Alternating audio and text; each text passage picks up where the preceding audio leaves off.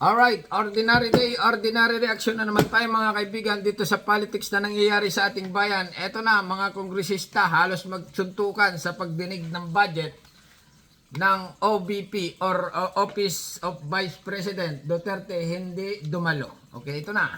Muling ipinagpaliban ang pagpasa sa budget ng Office of the Vice President sa kabila ng motion para dyan ng isang kongresista. Paliwanag ng komite sa Kamara, no show kasi ang Vice Presidente. Ang mainit na diskusyon ng mga nasa pagdinig, tinutukan ni Marisol Abduraman. Tanong ko, bira naman na member na sasagot. The question is addressed to the chair. Why do the members answer that?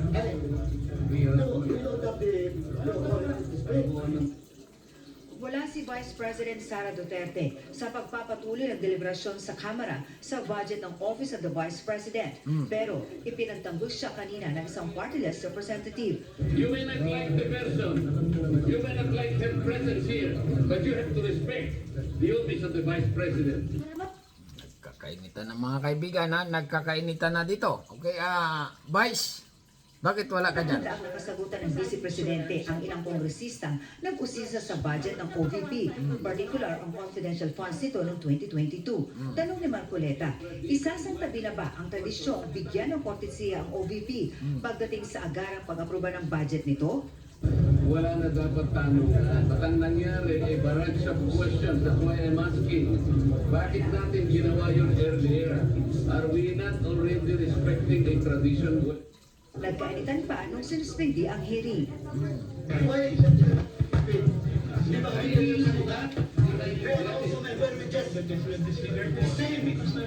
At nang ituloy ang pagdinig,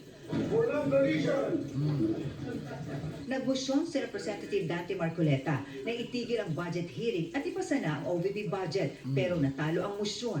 That the head of the agency must be present. She is actually insulting the second institution that should scrutinize the budget.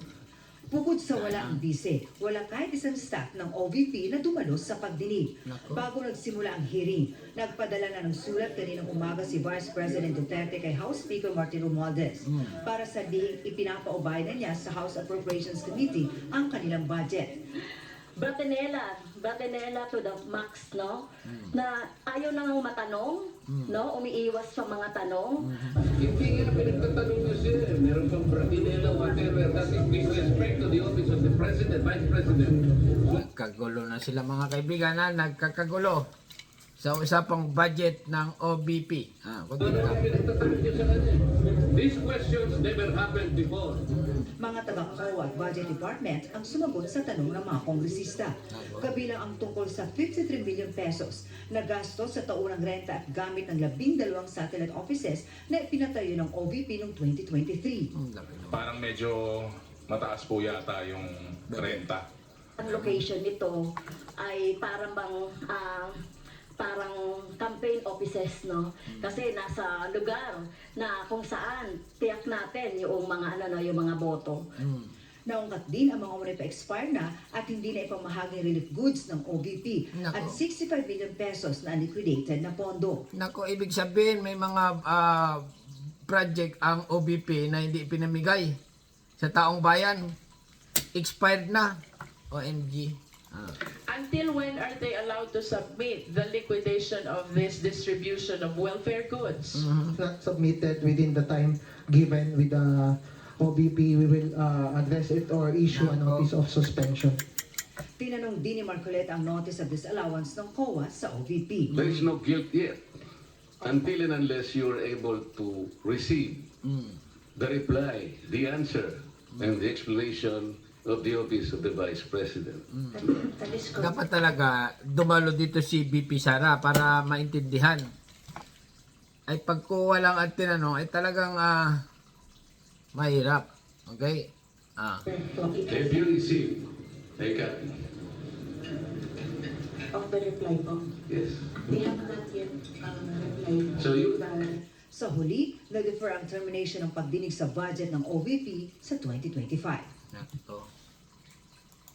Patuloy namin kinukuha ang panig ni Vice President Duterte hinggil sa mga issue na ipinupukol sa kanya. Umaasa naman si Representative Zia Jong na makakapag-usap pa sila ng bise bago talakayin sa plenaryo ang hinihinging budget ng OVP sa 2025. Ayaw na nga dumalo si BP. Kasi nga, naku-question siya. Talaga naman. Itong politics na nangyayari sa ating bayan, itong mga kaibigan ay tungkol sa budget ngayon at noon. Okay? Noon kasi hindi malaman kung nasaan. Maraming question. Ha? Maraming question. Bakit hindi pinamigay sa tama or nasaan? Bakit wala daw mga resibo-resibo? Okay? Kaya kailangan magpaliwanag si BP Sara. Pero yung ngayon na yung budget na pinapasa, ay yun na nga. Hindi pa matuloy-tuloy. Okay? Ulitin natin. Ayan, nagkakagulo sila mga kaibigan. Halos magsuntukan na nga. Totoo nga. You may not like her presence here, but you have to respect the office of the Vice President. Nako, galit si Marcolita. Okay? Galit. Galit. Kasi naman si BP talaga dapat dumalo. Ha?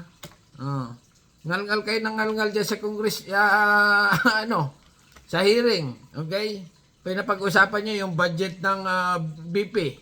Ay, wala nga siya, ayaw matanong, Matatanda ang nakasagutan ng Vice Presidente ang ilang kongresista. Nainis. Okay, nainis nung nakarang hearing. Kasi nga, question siya ng question. Medyo hindi niya masagot. Okay? Ang tanong sa kanya. Pero dito lang tayo isa nagkakagulo.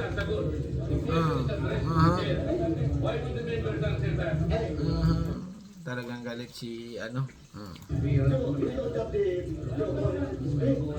na. Ito mga kaibigan, kaya nagkakainitan yan, kinat lang ito ng camera Okay, pinutol lang para hindi mapanood ng iba. Pero matagal ito nung nag-ano sila Ayan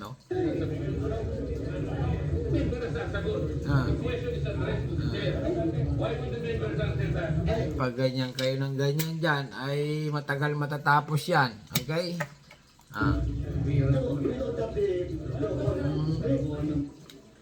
Wala si Vice President Sara Duterte sa pagpapatuloy ng deliberasyon sa Kamara sa budget ng Office of the Vice President. Pero ipinagtanggol siya kanina ng isang party-list representative. You may not like the person, you may not like her presence here, but you have to respect the office of the Vice President. Matatanda ang nakasagutan ng Vice Presidente ang ilang kongresistang nag-usisa sa budget ng OVP, particular ang confidential funds nito noong 2022. Tanong ni Marcoleta, isasantabi na ba ang tradisyong bigyan ng kortesiya ang OVP pagdating sa agarang pag-aproba ng budget nito? Wala na dapat tanungan. Wala na tanungan. Ay, hindi naman pwedeng hindi tanungin. Okay? Kasi nga, pera ng bayan yan. Saan yun nilustay? Saan napunta? Okay? Ngayon, kung bibigyan kayo ng panibagong budget, ano ang gagawin nyo? Baka mamaya, maulit na naman. Di ba? Question, that's why I'm asking. Bakit natin ginawa yun earlier? Are we not? Mga kongresista nagkainitan sa pagdinig ng budget ng OBP. BP Duterte hindi dumalo. Alright, mga kaibigan, hanggang dito na lang at puputulin ko dahil mahaba ito. Kung gusto niyo mapanood ng poll na poll, pumunta lang sa House of Representatives. Okay? Na talaga namang nag-hearing ngayon na ilang linggo na yata or ilang buwan na. Hanggang ngayon ay tuloy-tuloy pa rin na pinapag-usapan ang katas ng Pilipinas kung saan gagamitin. Okay? Alright, hanggang dito na lang mga kaibigan. Subscribe my channel. Inuulit ko, reaction video lang ito dito sa politics na nangyayari sa ating bayan ngayon. Okay, subscribe. Thank you.